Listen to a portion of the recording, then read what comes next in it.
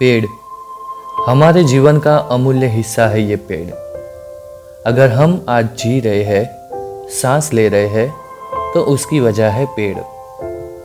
पर कुछ लोग अपने फायदे के लिए पेड़ को काटते हैं, और ये वो लोग हैं जो पेड़ को काटने के बाद दूसरे पेड़ लगाते भी नहीं। आज की हमारी आत्मकथा में पेड़ आपसे कुछ कहना चाह रहा है। एक व्यक्ति जो गर्मी से बचने के लिए पेड़ की छांव में बैठा है, उसको पेड़ ने अपनी आत्मकथा सुनाई। तो चलिए आज सुनते हैं पेड़ की आत्मकथा, मेरी यानी सावन की आवाज में।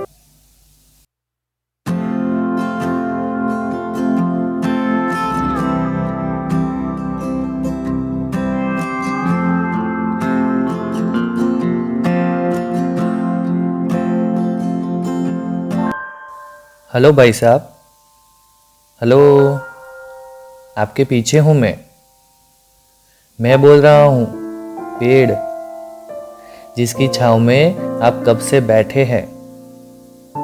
आप भले इंसान लग रहे हो, तो आपसे बात करने का मन किया। वैसे लोगों को आजकल टाइम ही कहाँ है। आज आपको कब से यहाँ बैठा देखा तो मुझे अच्छा लगा। क्या आप मेरे बारे में जानना चाहेंगे, मेरी आत्मकथा? आपके मन में जरूर कुछ सवाल हो रहे होंगे कि मैं यहां अकेला कैसे, सारे पेड़ तो कट गए, लेकिन मैं यहां कैसे खड़ा हूं। आज से सालों पहले जब मैं छोटा था, यहां बहुत सारे पेड़ हुआ करते थे। बहुत साल पहले तो ऐसे गाड़ी, मोटरसाइकिल वगैरह कुछ था ही नहीं, तो बहुत लोग चलते ही चलते थे। यहाँ पास में एक गांव है, वहां की औरतें रोज पेड़ों की पूजा करने आती थी। बच्चे यहाँ रोज खेलते थे, कभी कभी तो हमारी डाल पे झूला लटका कर झूलते भी थे। गांव के किसान लोग यहाँ हमारी पेड़ की छांव में बैठते और भोजन लिया करते थे। हमको भी ये सब देख के बहुत मजा आता था। समय तो मानो कैसे निकल जाता था, पता ही नहीं चलता था। पिछले 100 साल से यहाँ खड़ा हूं और खड़े खड़े बहुत दुनिया देखी है मैंने। लोग हमारी छाव में खेला करते थे। 2 गांव की पंचायत हमारी ही छाव में बैठती थी। मैं और मेरे दोस्त दूसरे पेड़ बहुत खुश होते थे। हमको खुशी थी कि हम किसी की मुस्कुराहट का कारण बने। पर जैसे ही समय बीतता गया, इंसान नई नई टेक्नोलॉजी का आविष्कार करता गया। बैलगाड़ी से चलने वाले लोग साइकिल से, फिर स्कूटर से आने जाने लगे। धीरे धीरे ऐसे साधन की संख्या बढ़ती गई और लोग बड़ी बड़ी गाड़ी से आने जाने लगे। अब तो सरकारी बसें भी आने जानी शुरू हो गई थी। हमें पता चल गया था कि अब लोगों को फुर्सत नहीं है। गर्मी से बचने के लिए उनके पास ठंडे ठंडे एसी भी थे उनकी गाड़ी में। फिर हमारी क्या जरूरत।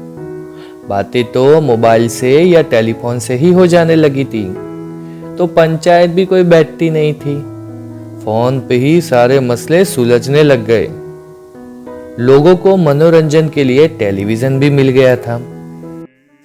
मुझे और मेरे साथी पेड़ों को पता लग गया था कि अब लोगों को हमसे कोई लेना देना नहीं है। कभी कभी मजदूर लोग मजदूरी करके आते थे तो हमारी छाव में बैठ जाया करते थे। बाकी तो कोई नहीं दिखता था।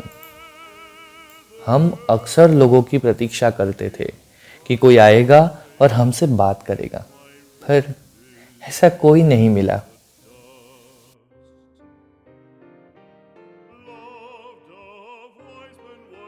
धीरे धीरे लोग और व्यस्त होते गए, और तो और गाड़ियों का ट्रैफिक भी बढ़ता गया। फिर क्या था, इंसानों ने हमें काटना शुरू कर दिया। वो पेड़ों को काटकर बड़े बड़े रास्ते बनाने लगे। मेरा नसीब अच्छा था तो मैं बच गया, पर मेरे दोस्त ना रहे। कुछ कुछ पेड़ों को छोड़ दिया था इंसानों ने।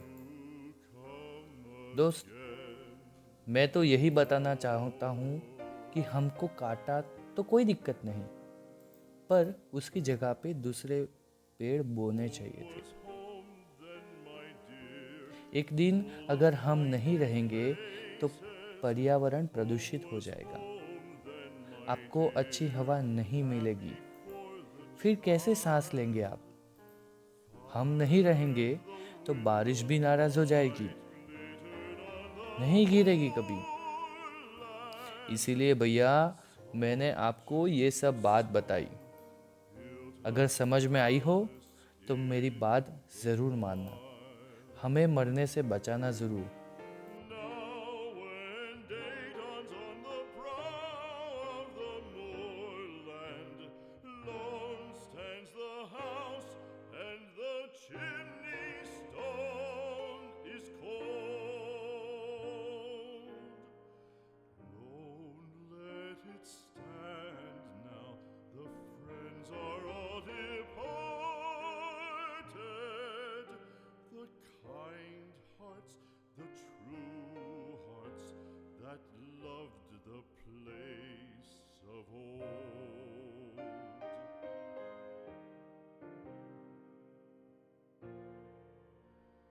Spring shall come again, calling up the moorfowl. Spring shall bring the sun and